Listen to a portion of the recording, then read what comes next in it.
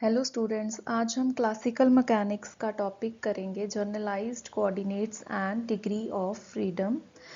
तो dear students, ये जो टॉपिक आज हम करेंगे, इस टॉपिक को आप एमएससी में करते हो फिज़िक्स की, अगर आप एमएससी कर रहे हो, या फिर अगर आप कॉम्पिटिटिव एग्ज़ाम की प्रेपरेशन कर रहे हो जैसे यूजीसी की, या लेक्चरर फिज़िक्स में, या आप कहो गेट है, ऐसे जितने भी कॉम्पिटिटिव एग्ज़ाम्स हैं सभी में ये टॉपिक जो है कवर होने वाला है। तो आज हम इसी टॉपिक को डिस्कस करेंगे, इसकी जो बेसिक हमें नॉलेज होनी चाहिए वो, और इसके बाद हम जो ये इसकी थ्योरेटिकल डिस्कशन के बाद हम इसके जो क्वेश्चंस जो आते हैं कॉम्पिटिटिव एग्ज़ाम्स में या पेपर्स में पूछे जाते हैं उनको हम डिस्कस करेंगे।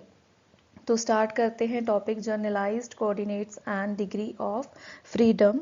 तो सबसे पहले हमें जो स्टार्ट करना है, हम बिल्कुल बेसिक से स्टार्ट करेंगे। सबसे पहले हमें कार्टेशियन कोऑर्डिनेट सिस्टम के बारे में पता हो कि ये क्या है, क्योंकि देखो ये चीज़ हमें पता है कार्टेशियन कोऑर्डिनेट सिस्टम क्या है, पर कई बार ऐसी बारीकी होती है जो हमें नहीं पता और बार बार मैं वही वर्ड यूज़ करूँ और आपको वो पता ना चले, तो बेटर है हमें स्टार्टिंग से ही चलना चाहिए।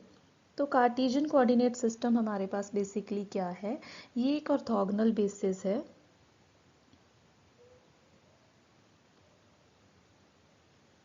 इसमें हम थ्री एक्सेस जो है या थ्री म्यूचुअली परपेंडिकुलर वेक्टर्स की हेल्प लेते हैं।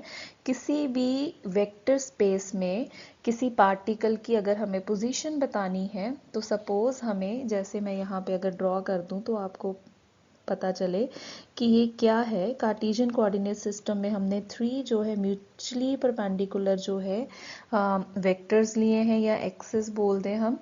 तो इनकी हेल्प से अगर मैं कहीं पे एक सपोज ये पॉइंट लिया मैंने, पी पॉइंट पे कोई पार्टिकल है, ये पोजीशन बतानी है, तो मैं इन एक्सेस की हेल्प से कि इस पार्टिकल की पोजीशन एक्स में कितनी है, वाई डायरेक्शन में कितनी है, जेड में कितनी है, अगर मुझे ये पता चल जाए तो मैं इस पार्टिकल की क्या है पोजीशन बता सकती हूँ कि ये पार्टिकल कहाँ पे लाई करता है।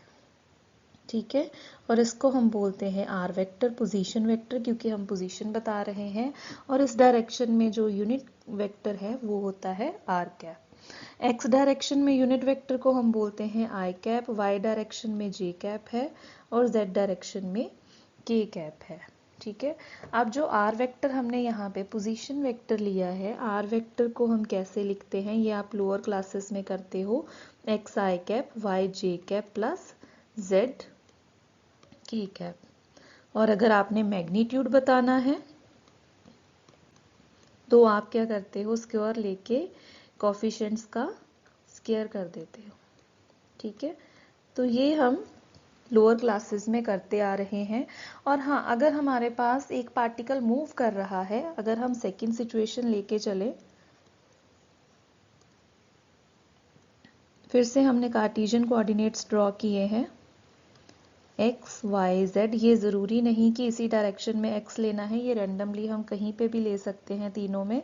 बस ये कंडीशन है कि तीनों डायरेक्शंस जो हैं, जो तीनों एक्सेस हैं, एक दूसरे के म्यूचुअली परपेंडिकुलर है।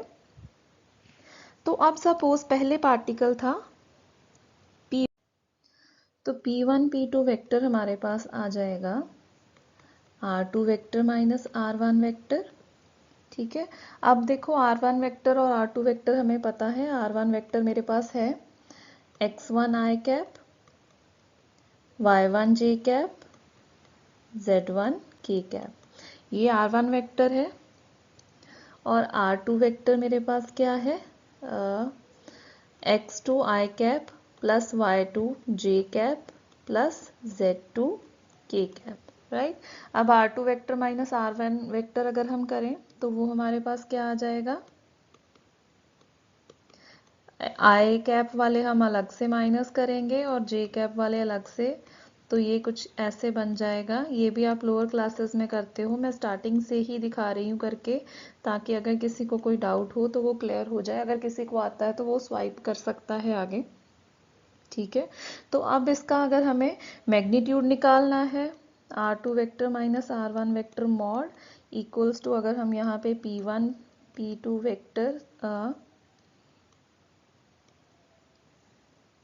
P1 P2 जो है हमारे पास पूरा वेक्टर है, ये हमारे पास क्या आ जाएगा, कोफिशिएंट्स के स्क्वायर्स के बराबर।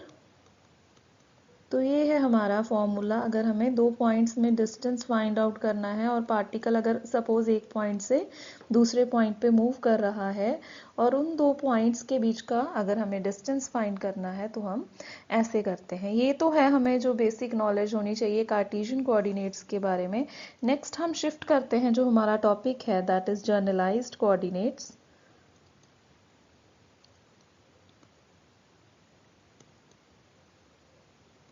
देखो जर्नलाइज्ड कोऑर्डिनेट्स हमारे पास क्या होते हैं, तो ये हमारे पास अगर हम कहें कि किसी भी पार्टिकल की या सिस्टम की मोशन को बताने के लिए जितने भी हमें minimum number of independent physical quantities चाहिए, मतलब अगेन जैसे हम कार्टेशियन कोऑर्डिनेट्स में कहते थे हमें 3 चाहिए, तो जर्नलाइज्ड में ऐसा ज़रूरी नहीं है कि 3 ही हो। कोई भी सिस्टम है, किसी भी सिस्टम की हमें मोशन को डिस्क्राइब करना है, ठीक है, किसी भी सिस्टम की हमें क्या डिस्क्राइब करनी है, मोशन, कि वो कैसे मूव करता है। उस मोशन को डिस्क्राइब करने के लिए जितने भी हमें फिजिकल क्वांटिटीज चाहिए, जितनी भी हमें फिजिकल क्वांटिटीज की नीड है, जैसे मुझे पोजीशन चाहिए, उसकी वेलोसिटी चाहिए, मतलब उस इंडिपेंडेंट, और ये जो सभी हमारे पास क्या है, इन्हें हम कहेंगे कि ये हमें जितने मिनिमम से मिनिमम चाहिए, ठीक है, ये नहीं कि मैक्सिमम नहीं, minimum number of physical quantities जिनकी हेल्प के बिना हम मोशन को डिस्क्राइब जो है नहीं कर सकते, वो जो minimum number of physical quantities हैं जो कि इंडिपेंडेंट होनी चाहिए, और ये minimum number of physical quantities क्या होनी चाहिए, इंडिपेंडेंट। तो ये सभी जो है हमारे पास क्या मिलके बनाएंगे, जनरलाइज्ड कोऑर्डिनेट्स। जैसे हम यहाँ पे अगर जनरलाइज्ड कोऑर्डिनेट्स को डिनोट करने के लिए क्यू यूज करते हैं और उसके बेस में हमने यहाँ पे आई लगा दिया, सुफिक्स हमने यहाँ पे आई लगा दिया, तो इसे हम बोलते हैं आयत जनरलाइज्ड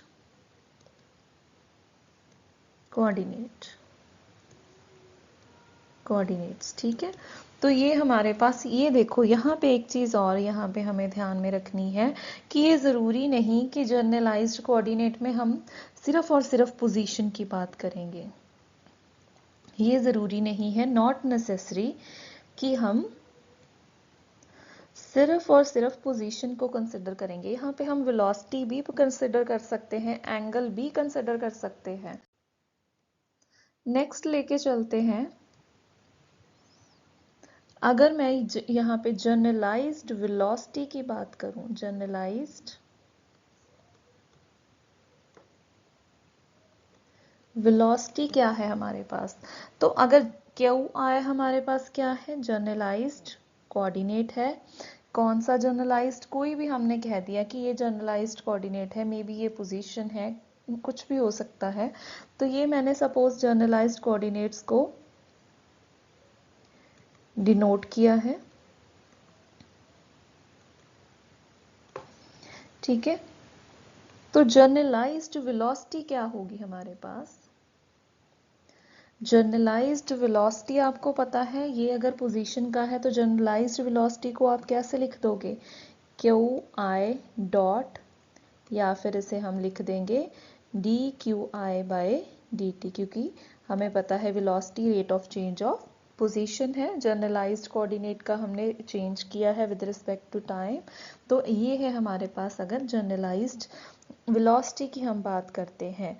तो अब आपको एक चीज़ यहाँ पे ध्यान में रखनी है कि जो जनरलाइज्ड कोऑर्डिनेट है, जो हमारे पास जनरलाइज्ड कोऑर्डिनेट है, वो ज़रूरी नहीं है कि लेंथ की डायमेंशंस रखे, ये ज़रूरी नहीं है। It may be have dimensions of angle, angle की डायमेंशंस हो सकती हैं, या फिर हम अगर कहें कि यहाँ पे वेलोसिटी की डायमेंशंस हो सकती हैं, लीनियर वेलोसिटी हो सकती है, राइट।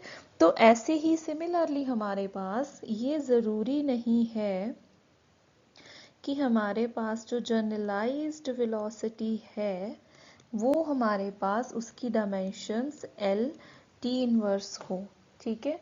वो एंगुलर वेलोसिटी भी हो सकती है।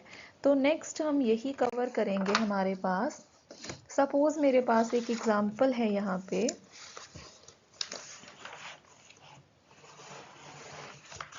If generalized coordinate has dimensions, example अब हम करेंगे आगे एक, या कोई भी हम कहें सिचुएशन कंसिडर कर रहे हैं। If generalised coordinate has dimension of length, अगर जनरलाइज्ड कोऑर्डिनेट की डायमेंशंस क्या है, लेंथ की है, तो मैं इसको लिख लूँ r, and generalised velocity has the dimensions of linear velocity. तो जनरलाइज्ड वेलोसिटी को हमने पीछे लिखा है क्यू आई डॉट, वो हमारे पास किसके बराबर है, लीनियर वेलोसिटी है। लीनियर वेलोसिटी है तो मैं r डॉट लिख लूँ यहाँ पे, चाहे इसे मैं r डॉट लिखूँ चाहे मैं dr बाई dt लिखूँ, क्योंकि ये लीनियर वेलोसिटी है तो वहाँ पे हम r को कंसिडर करते हैं, ठीक है। ये तो हो गया अगर हमारे पास क्या है, केस है जहाँ पे हम जर्नलाइज्ड कोऑर्डिनेट को कौन सी डायमेंशंस दे रहे हैं, लेंथ की डायमेंशंस दे रहे हैं। अब नेक्स्ट है, अगर हम यहाँ पे जर्नलाइज्ड कोऑर्डिनेट को डायमेंशंस दे रहे हैं एंगल की, तो जर्नलाइज्ड कोऑर्डिनेट मेरे पास क्या हो जाएगा, थीटा हो जाएगा, और जर्नलाइज्ड वेलोसिटी मेरे पास क्या चली जाएगी, angular velocity theta dot, that is हमारे पास यहाँ पे ये क्या है, D theta by D T है। यहाँ पे हम एंगल्स की डायमेंशंस के बारे में बात कर देंगे तो ये एंगुलर कंसिडर हो जाएगा, ठीक है।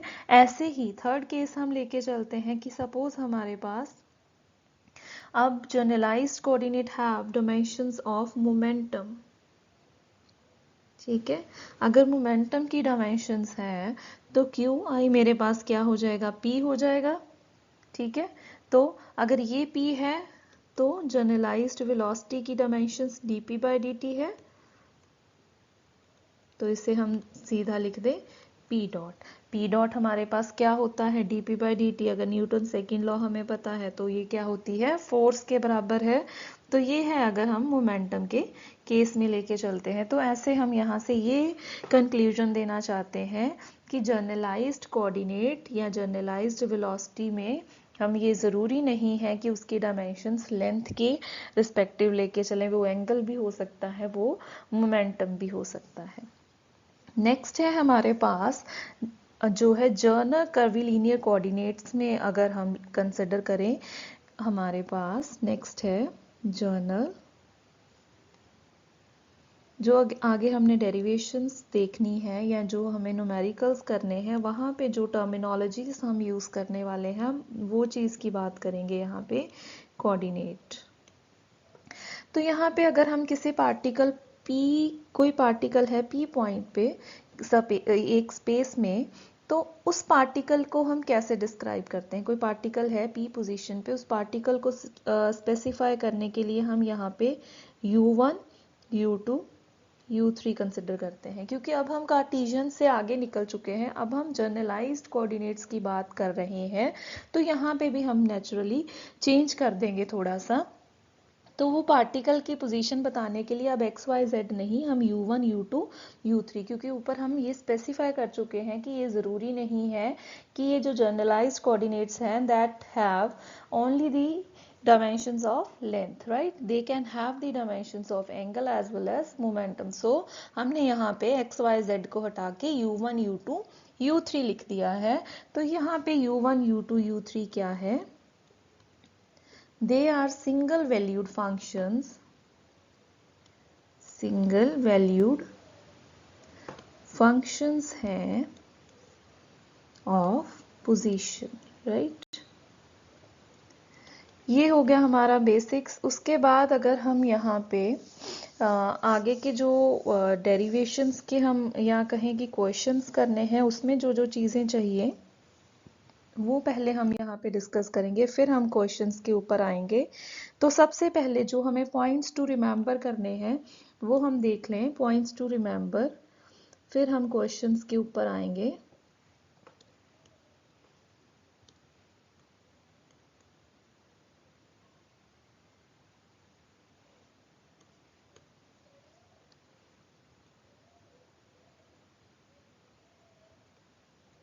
वो क्या है, सबसे पहले हमें आर वेक्टर कैसे लिखना है वो हमने सीख लिया। X I cap Y J cap plus Z K cap, ये हमें आता है। सेकंड है यहाँ पे, ये देखो हमने किए थे कार्टेशियन कोऑर्डिनेट सिस्टम में, है ना। अब हमारे पास क्या है, हम अगर उसके साथ ऐसे रिलेट करें तो हम यहाँ पे क्या करेंगे, हम यहाँ पे लिख देंगे कि हम यहाँ क्या कहना चाहते हैं कि आर वेक्टर जो है वो फंक्शन है एक्स वाई जेड में in case of Cartesian coordinate system. तो अगर हम u1 u2 u3 की फॉर्म में लेके चलें तो हम यहाँ पे ये इसे कैसे बता दें कि u1 मेरे पास यहाँ पे x है, u2 मेरे पास यहाँ पे y है, u3 मेरे पास यहाँ पे z है। ये हम कंपेयर करके चल रहे हैं। अब आगे मुझे डी आर वेक्टर निकालना आना चाहिए कि डी आर वेक्टर मुझे कैसे निकालना है, इसका फॉर्मूला हमें देखना है। फॉर्मूला भी क्या, हमें ये पता है कि R vector is a function of X Y Z, तीनों पे डिपेंडेंट है। तो पार्शियल डेरिवेशंस हम लेके चलते हैं, partial differentiation with respect to X Y Z लेके चलते हैं। ये मैथ्स में भी करते हो और आप फिजिक्स में भी करते ही हो, तो वो मैं यहाँ पे लिख रही हूँ जो हमें आगे यूज करना है। Partial differentiation with respect to X, ये ऐसे आ जाएगा, आई कैप आ गया, ऐसे ही कर ली आर वेक्टर बाय कर ली Y D Y J cap आ जाएगा, कर ली आर वेक्टर बाय कर ली Z D Z K cap. ठीक है, अब देखो यहाँ पे इसकी वैल्यू क्या है, ये हम यहाँ पे पुट करेंगे। देखो curly R vector by curly X क्या है, यहाँ से अगर देखें तो इसका डिफरेंशिएशन ले रहे हैं विद रिस्पेक्ट टू एक्स, तो ये 1 आने वाली है। Similarly curly R vector by curly Y, ये भी 1 है।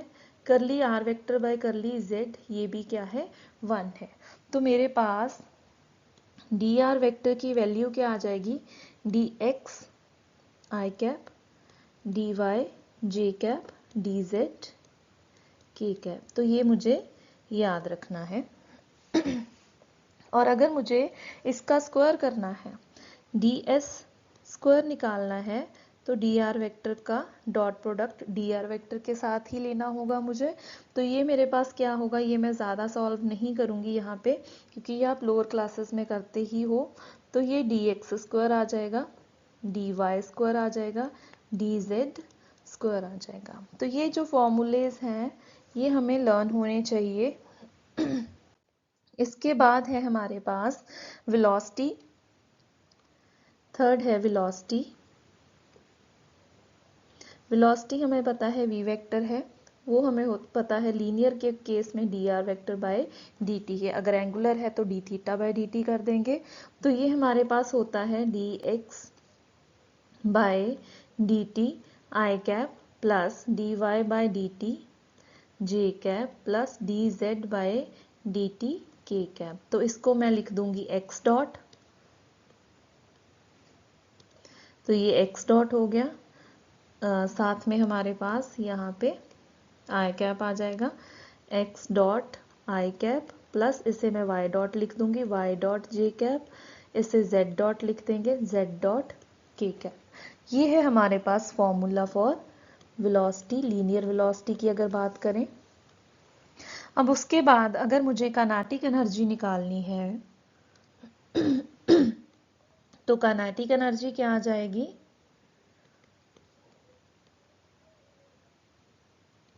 हमें फॉर्मूला आता है काइनेटिक एनर्जी का, T is equal to half M V square है,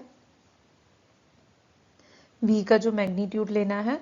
तो यहाँ पे T क्या आ जाएगा, हाफ एम, ये हमने V ऊपर निकाला है, V वेक्टर निकाला है, उसका अगर हम स्क्वायर करेंगे तो वो क्या आ जाएगा, x dot square plus Y dot square plus Z dot square.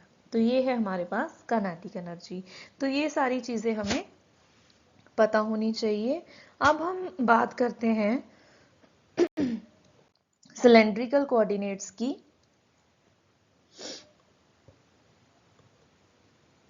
कि सिलेंड्रिकल कोऑर्डिनेट्स में अगर हमें कोई सिचुएशन पूछी जाती है तो उसे हमें कैसे हैंडल करना है। तो सिलेंड्रिकल कोऑर्डिनेट्स पहले तो हमें पता होने चाहिए कि होते क्या हैं। सिलेंड्रिकल कोऑर्डिनेट्स है हमारे पास 3, वो है आर थीटा जेड। मतलब किसी भी पार्टिकल की अगर मुझे पोजीशन बतानी है या उसकी कोई भी मोशन बतानी है तो मुझे ये तीन जो है कोऑर्डिनेट्स पता है, आर थीटा एंड जेड, तो मैं उसे डिस्क्राइब कर सकती हूँ। तो हम यहाँ पे डायग्राम ड्रॉ करते हैं।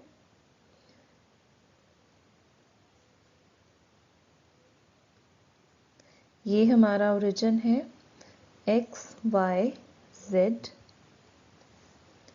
तो ये मैं यहाँ पे सिलेंड्रिकल कोऑर्डिनेट्स की फॉर्म में ड्रॉ कर रही हूँ।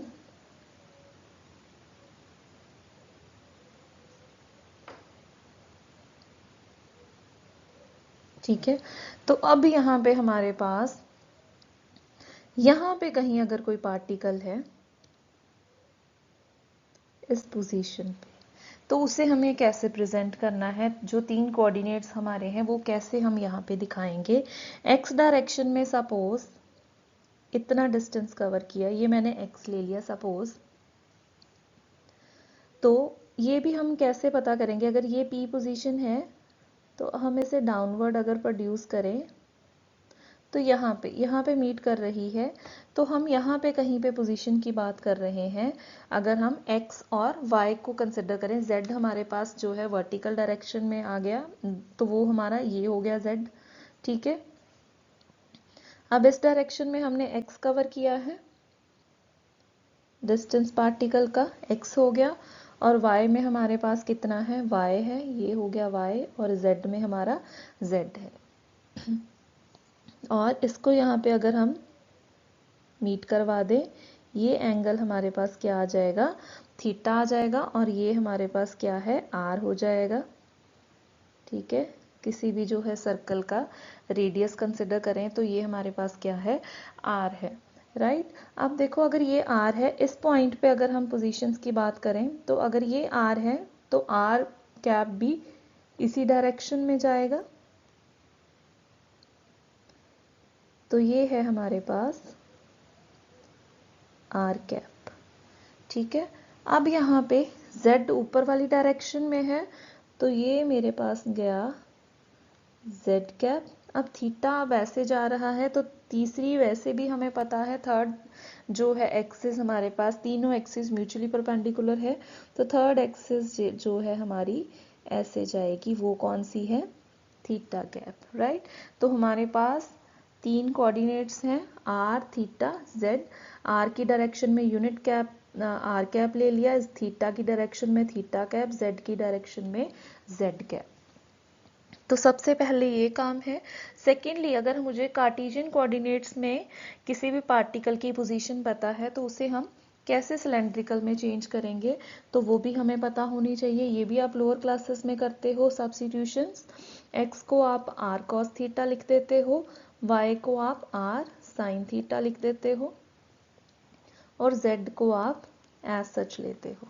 ठीक है, तो यहाँ पे जो हमने अबव जो पीछे किए हैं एग्जाम्पल्स, तो उसमें से हमने यहाँ पे देखो, हमने कहा था कोई भी पार्टिकल है उसके पोजीशन में u1 u2 u3 लिखेंगे आप।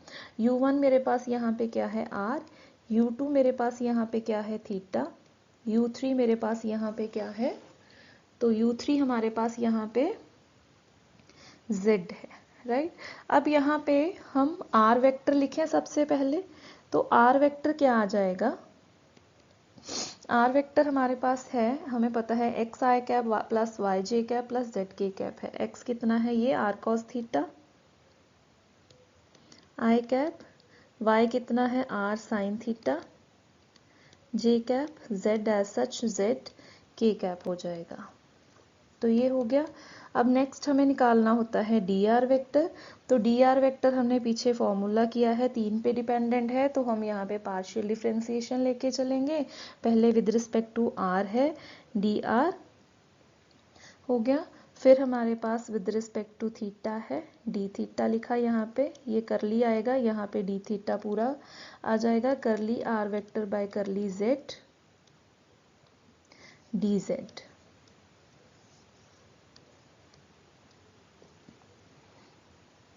ठीक है, अब हम इसके बाद जो है डिफ्रेंसिएशन करेंगे आगे। तो वो हम ऊपर ही अगर करें तो हमें ज़्यादा इजी हो जाएगा, विजिबल रहेगा।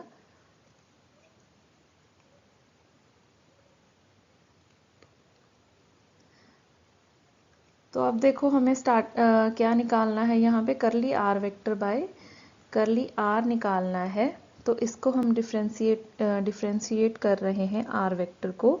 तो curly R vector by curly R क्या आएगा, यहाँ से देखें अगर हम आर के विद रिस्पेक्ट टू है तो क्या आ जाएगा, कॉस थीटा आई कैप,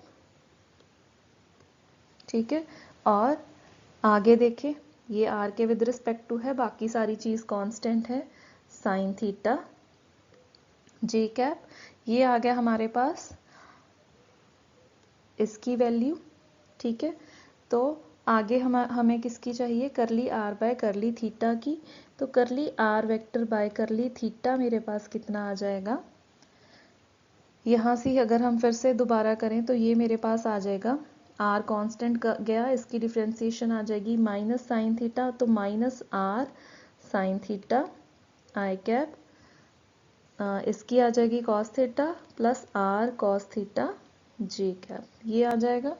और थर्ड है हमारे पास z की है, तो वो आ जाएगा curly R vector by curly z। तो वो हमारे पास क्या आ जाएगा, यहाँ पे इसकी हमारे पास सीधी 1 आ जाएगी। तो अब हम यहाँ पे सब्स्टिट्यूट कर दें तो हमारे पास क्या आ जाएगा आंसर,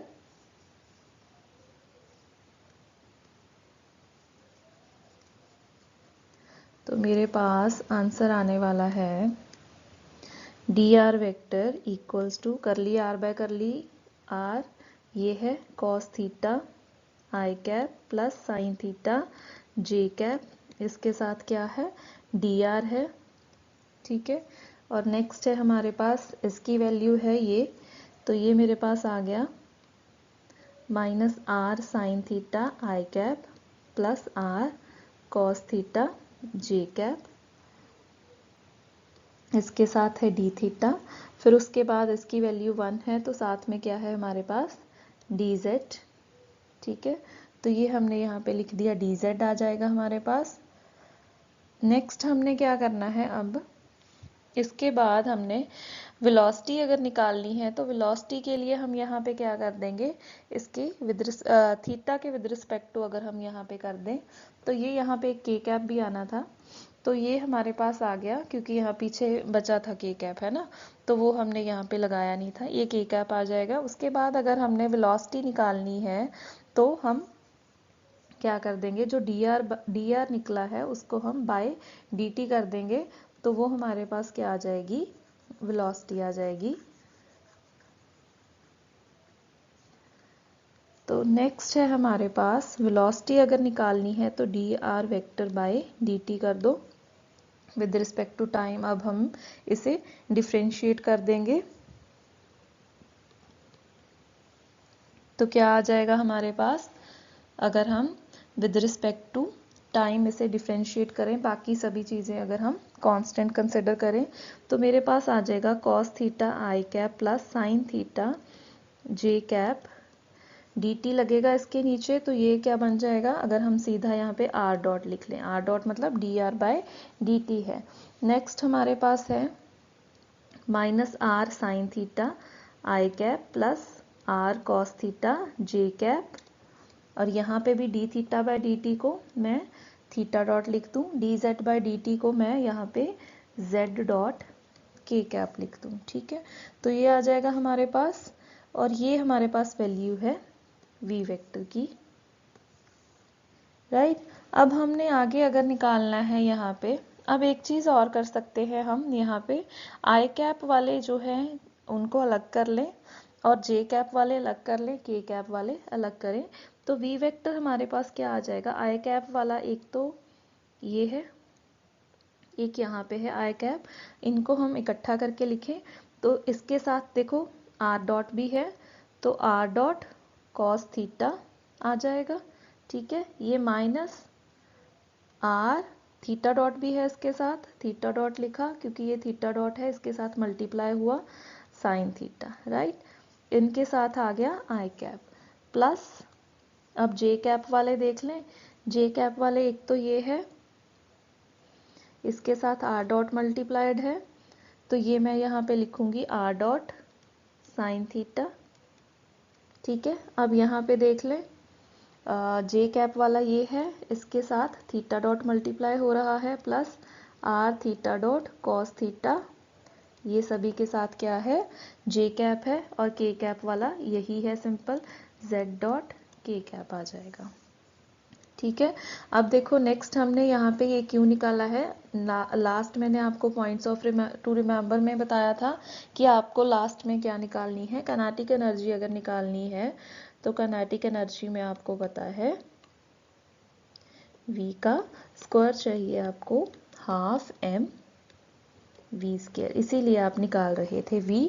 तो हमारे पास ये क्या आ जाएगा, ये हम v जो हमारे पास है इसका स्क्वायर करेंगे, तो जब आप इसका स्क्वायर करोगे तो ये बहुत लंबी थोड़ी सी जाएगी, बहुत भी नहीं, थोड़ी सी लंबी जाएगी। अगर आप करना चाहते हो आप कर भी सकते हो, चलो हम कर लेते हैं। तो वैसे अगर आप नहीं करते तो लास्ट एक्सप्रेशन आप याद रख लेना।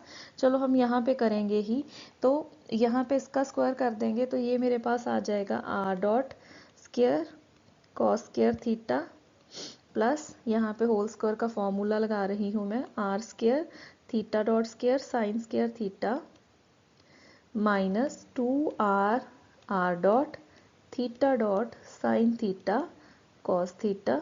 ये हो गया सॉल्व, ये इसका जो है होल स्क्वायर मैंने सॉल्व किया है, यहाँ पे अभी नहीं आ रहा, यहाँ पे जब वी स्क्वायर किया ऐसे ही इसका स्क्वायर जाएगा, तो इसे भी हम सॉल्व कर लें। ये आ जाएगा r dot square sine square theta plus r square theta dot square cos square theta plus 2r are dot theta dot sine theta cos theta, ये आ जाएगा प्लस z डॉट का स्क्वायर, ये आ जाएगा। अब यहाँ पे जो जो चीज़ें कैंसिल होंगी वो कैंसिल करें, ये तो हमारा पहले ही कैंसिल हो गया। ठीक है, इसे हमने काट दिया यहाँ से। तो अब हमारे पास क्या बचा, ये मैं इसलिए कर रही हूँ ताकि आपको ये ना लगे कि हमने सीधा ही आंसर क्यों लिख दिया, आएगा देखो वो आंसर इसी डेरिवेशन को कंप्लीट करके। पर अगर आपको टाइम सेव करना है तो लास्ट एक्सप्रेशंस आप याद कर लो, क्योंकि आप अगर न्यूमेरिकल पोर्शन ही करना है, कॉम्पिटिटिव एग्जाम्स में है, तो आप क्या करो, सिलेंड्रिकल कोऑर्डिनेट्स याद करो, आर थीटा जेड है। ठीक है, काइनेटिक एनर्जी का जो लास्ट एक्सप्रेशन आता है, हाँ आपको डेरिवेशन करनी होती है, अगर आप गो थ्रू नहीं होते तो आप न्यूमेरिकल पोर्शन पे आपकी कमांड नहीं बनती। अगर आप एक बार करो, सभी स्टेप्स करो, और लास्ट में जो जब आपने एक बार हाथ से कर लिए हैं, 2 बार कर लिए, जब आप लास्ट में पेपर की तैयारी के लिए बात कर रहे हैं तो आपको एक्सप्रेशंस भी याद करके जाने होते हैं। तो ये नहीं कि आप वहाँ पे डेरिवेशंस करेंगे, पर इसका मतलब ये नहीं है कि कॉम्पिटिटिव एग्जाम में मुझे डेरिवेशन तो करनी नहीं, तो मैं डेरिवेशन को हाथ ही क्यों लगाऊं, क्योंकि अगर हाथ नहीं लगाते तो आपका आगे कैसे कैपेबिलिटी बन पाएगी कि आप एग्जाम में बैठ के वहाँ पे क्वेश्चन सॉल्व कर रहे हो। आपको डेरिवेशन अगर नहीं आती तो आपको जितना चाहिए मटेरियल, उसके मतलब जितनी आपको कॉम्पिटिटिव एग्जाम में डेरिवेशन के बारे में पता होना चाहिए, मैं वही आपको बता रही हूँ, ज़्यादा हम डिटेल में नहीं जा रहे। तो यहाँ पे हमारे पास क्या है, हाफ m, ये प्लस चला जाएगा, आर डॉट स्क्वायर हो जाएगा, इसका भी आपको पता है sign square theta plus cos square theta, यहाँ पे 1 जाने वाला है, तो ये आंसर आ जाएगा आपका। तो ये आप लास्ट एक्सप्रेशन जो है उसको मैं बात कर रही हूँ, आपको याद भी करना होता है। ठीक है, तो आज हम यही करेंगे, सिलेंड्रिकल कोऑर्डिनेट्स किए हैं, कल हम स्फेरिकल कोऑर्डिनेट्स करेंगे। तो स्फेरिकल कोऑर्डिनेट्स करने के बाद हम कुछ एग्जांपल्स के ऊपर जो है शिफ्ट करेंगे, उसके बाद हम कुछ कंस्ट्रेंट्स के बारे में और फिर डिग्रीज ऑफ फ्रीडम, ये सभी कंसेप्ट करने के बाद एक आध वीडियो में और करेंगे हम ये कंप्लीट, फिर हम जो है इसके आगे वाले सेशन में क्वेश्चंस करेंगे। तो आज के लिए इतना ही, thanks for watching the video. अगर आपको पसंद आए तो इसे लाइक और शेयर भी कीजिए, और यहाँ पे हम एमएससी का भी सिलेबस साथ साथ में कवर करेंगे, और कॉम्पिटिटिव एग्जाम्स की जो टॉपिक्स हैं वहाँ पे कवर होते हैं, तो उसके लिए क्या क्या बेसिक्स हमें पता होने चाहिए, बहुत ज़्यादा डेप्थ भी नहीं हम जाएंगे, हमें जो जो बेसिक्स पता होने चाहिए हम उसी को हम एम्फेसाइज यहाँ पे कर सकते हैं।